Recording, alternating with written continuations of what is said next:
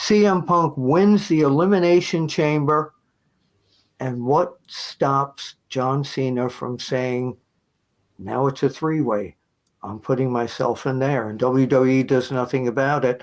Cody doesn't have to get pinned. I think CM Punk would gladly lay down for John Cena in that match. And down the road, next pay-per-view, maybe SummerSlam, Cody against John Cena to get the belt back.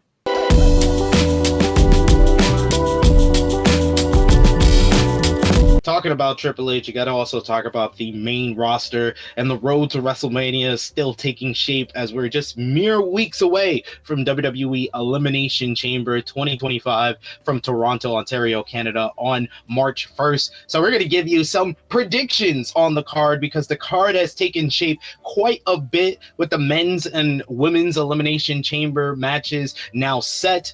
We're going to start with the women's Elimination Chamber, Bill. You got Roxanne Perez from NXT was the latest woman to qualify for the Women's Elimination Chamber. She'll be joined by Bayley, Alexa Bliss, Naomi, Bianca Belair, as well as, I believe there's one more. Liv Morgan. Liv Morgan. There we go. Liv Morgan was the first to qualify. How could you forget my girl?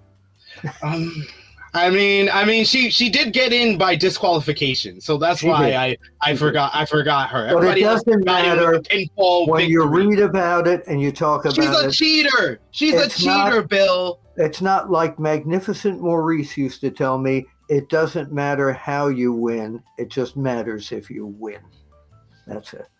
Indeed. So who do you have coming out of the Women's Elimination Chamber? I'm going to give someone, I'm going to get hate for that. Not hate. I'm going to get thumbs down because they're going to say there's no way for her to go against Rhea Ripley. The fans are so enamored with Alexa Bliss at this point. That little girl, I could see them actually doing this with Alexa Bliss, but it's not going to happen. It's going to be either Roxanne Perez or Liv Morgan. But I think Alexa Bliss is what the shock would be if she won it, because no one's calling it for her. That would be a very surprising. What about you? I'm gonna go with Bianca Belair. I think that Bianca Belair versus Rhea Ripley has been a big-time money matchup that WWE has kind of kept on the sidelines and kind of teased off and on for the better part of 3 years. And I think that right now the WrestleMania card needs those headline big-time matchups. And I think that Rhea Ripley versus Liv Morgan has been played out enough, and that feud went a lot longer than it needed to be, so you can't go in that direction. I think Roxanne Perez, she'll need a little bit more time on the main roster before she gets that big-time opportunity for a title match at WrestleMania. Naomi, I feel like, is going to be the person who's revealed to be the Jade Cargill attacker. Me too. It's not Liv and no, it's definitely not Liv and Raquel. No. It's definitely not. It's Naomi was way too happy seeing that footage. So definitely. I think it's Naomi who's going to be revealed as the Jade Cargill attacker. And that leaves just Bayley and Bianca. And I feel like Bianca is the bigger money matchup for Rhea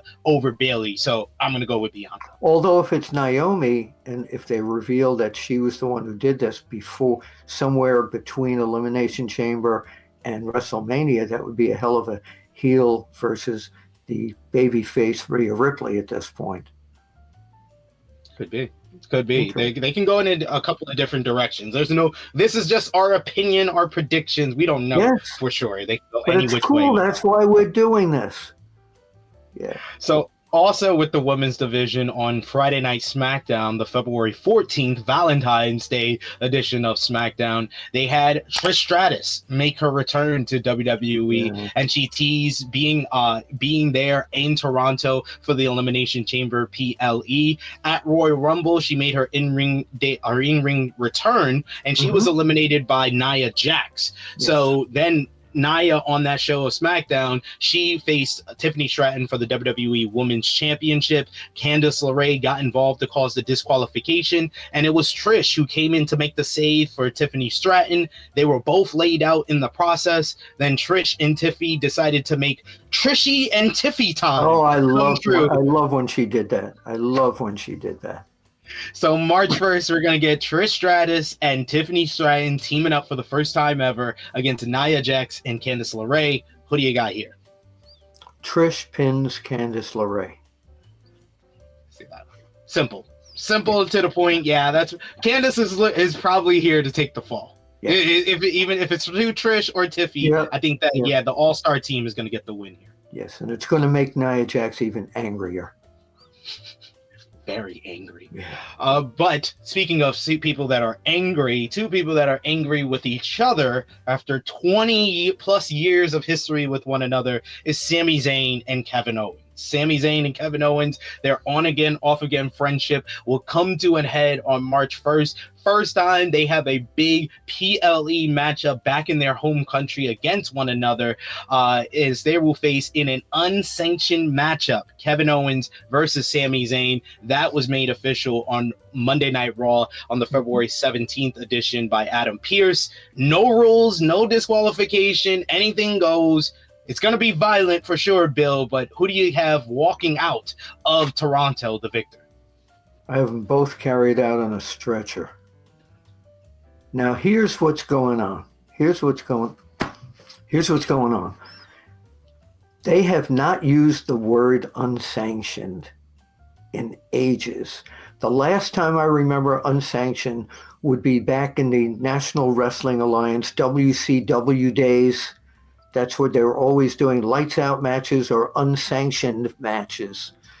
So I see the two of them all over the arena. They're both going to get, it's going to be a very violent match, and it's not going to end there. There's going to be some sort of blow-off match at WrestleMania, whether it's a cage, barbed wire, which they never do in WWE, but it's going to be a stronger, even more violent type of match sanctioned by WWE at WrestleMania. But I love the psychotic Kevin Owens.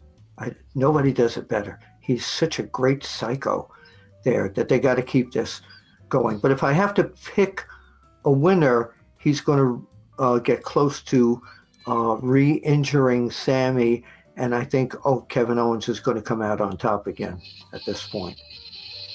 I have to agree with you. I think Kevin Owens is going to pick up the victory here. He's just after dropping Sammy on his head, they talked about the injuries to Sammy. And the reason why it's an unsanctioned matchup is because Sammy is not medically cleared. So I can't see someone who's not medically cleared beating someone as deranged and violent as Kevin Owens. So I think that KO does get the victory here. But I think that the reason that they made this matchup at Elimination Chamber is because it's not happening at WrestleMania. I think that this matchup is made for the Elimination Chamber is because it's a different setting for them. They've already had a match at WrestleMania back in 2021. This is a different setting for them here, a different stipulation. They can have a totally different type of match in front of that hot crowd in Toronto. And I think that post-match, we're going to see another past friend of Kevin Owens make his return after being dropped on his head back in November. I think Randy Orton makes his return in Toronto on March 1st to set up Orton and Owens at Mania. RKO out of nowhere. Indeed. Yeah. And as far as Sami Zayn, I think that for WrestleMania, they have been sowing the seeds and leaving the breadcrumbs that Karrion Kross is going to have some involvement with Sami Zayn heading into WrestleMania. Karrion Kross had that promo on Monday Night Raw this week where he talked about how Sami is making a mistake by taking this matchup and he's going to have to turn things around. And I think that Kross is going to be his opponent for WrestleMania coming up April 19th and 20th. Possibility, but I think there's going to be one more big blow-off match between Sami Zayn and Kevin Owens at Mania. I think so. There we go. And then finally, for the Elimination Chamber PLE, we got the big one, the most star-studded men's Elimination Chamber match ever, Bill. It's going to be Damian Priest Logan Paul, Drew McIntyre, Seth freaking Rollins, CM Punk, and the 16-time world champion, John Cena, in the men's Elimination Chamber matchup. Now that Jey Uso, the Royal Rumble winner, has decided that he's going to face Gunther for the World Heavyweight Championship at the PLE, it means that the winner of this matchup faces Cody Rhodes for the undisputed WWE Championship at WrestleMania 41. So who do you think comes out? I don't want to sound repetitious because I mentioned this on the Time Machine with Mac Davis and Teddy Long that is on WrestleBinge every week, everybody. John Cena, CM Punk's got to win it because the fans want to see CM Punk and Cody Rhodes. We never got that in AEW, and the chance for CM Punk and that face-to-face weeks ago with CM Punk and Cody kind of cemented that match to me. But I don't think that's going to be the match, okay? So if was able to put himself into the Elimination Chamber without a qualifying match, John Cena, without a qualifying match, CM Punk wins the Elimination Chamber, and what stops John Cena from saying, now it's a three-way, I'm putting myself in there, and WWE does nothing about it. Cody doesn't have to get pinned. I think CM Punk would gladly lay down for John Cena in that match. And down the road, next pay-per-view, maybe SummerSlam, Cody against John Cena to get the belt back. Just a theory. Not an awesome theory, but just a regular theory. I got John Cena picking up the victory here. I think that Cena's that big promo on the Netflix premiere of WWE Raw, where he talked about him losing all the time and wanting to get back to WrestleMania, wanting to headline his final WrestleMania, wanting to go after number 17, the whole Quest for 17 video packages that we got at the Royal Rumble. They could possibly have Cena like work his way into the WrestleMania match, or just say he's going to declare himself for the WrestleMania title match. But I think it is better to tell the story of Cena actually getting a win before WrestleMania, getting that big win to set up the old guard, the old face of the company, John Cena, versus the new face of the company, Cody Rhodes. And I feel that both men have kind of leaned towards showing a more like aggressive side of themselves, a more evil side of themselves. Oh yeah, Cody's promos recently is, you want to talk about this? Yeah, totally different. He's got more of his daddy's angry streak when Dusty used to get really ticked off about something. I was wondering when Cody was going to click into that part of being a Rhodes, because his brother Dustin has got that killer instinct promo as well. Yeah, he's got that in spades. Yeah, you're right. Yeah. But yeah, I feel like he's been showing that. You have Cena declaring himself for the Elimination Chamber without having a qualifying matchup. Yeah. He's kind of leaning toward a heelish side of himself. I think they can make that work. Those dynamics work with Cena and Cody. And I do though agree with you. I think that John Cena will close WrestleMania with number 17. But like I've predicted before on Smack Talk, I think it won't last long. And I think Jacob Fatu is going to be the one who dethrones John Cena for the title. So then we wind up with Jacob Fatu being chased by Cody for the title, which would be... Being chased by all these baby faces. Cody, Cena, Punk, Roman, Seth. I think that the way that Cena wins in the chamber, though, is Roman Reigns making his return and costing both Seth Rollins and CM Punk the Elimination Chamber.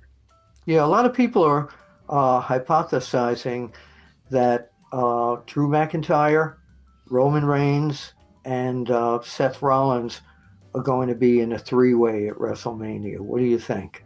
Well, they've been saying CM Punk, Seth Rollins, and Roman Reigns ever since the Royal Rumble because of that angle that they did where Punk eliminated Seth and Roman, and then Logan Paul eliminated Punk, and then they got into the whole three-way fight. It's been reported by also PW Insider and WrestleVotes that that's been the discussion backstage, and I think that that's going to probably be the way that they set it up, is Roman costing both men the chamber. I still think that that Punk is. It's what if WWE decides to fool us all and they give it to Logan Paul? They could. Yeah. They could go several different directions with any of these, and all of these guys are viable contenders to go on to WrestleMania. So it's going to be a very exciting match coming up on March 1st, and exciting PLE in general on March 1st at Elimination Chamber. So we hope everyone enjoyed our predictions, but these are me and Bill's predictions. We want to hear from all of you in the comments down below. Give us your predictions on WWE Elimination Chamber and what you think is going to go down in Toronto. Do you realize how I'm going to say ticked off, because I know you're in England right now and they always use that other word, pissed off. Can you imagine how ticked off people would be if it was Logan Paul? Because nobody's really thinking about him even being in the match. You know, he's not one of the guys you're thinking about. Oh, right, Logan Paul's in there too. It would catch people off guard for sure. That's for sure. I would love a swerve somehow, not a Strickland, but a swerve. You know, swerve somehow. Where you drive. Yeah, that would be nah. But yes, Bill, we made it to the end of this edition of Smack Talk. I want to thank you, as always, for joining me. Let everybody know where they can follow you and what you got going on Sportskeeda, WrestleBinge, or anywhere else. Well, I'm on Twitter X, of course, at Apter 1, the number 1 Wrestling. On WrestleBinge, Time Machine, every week with Teddy Long, Hala Hala, and Mac Davis.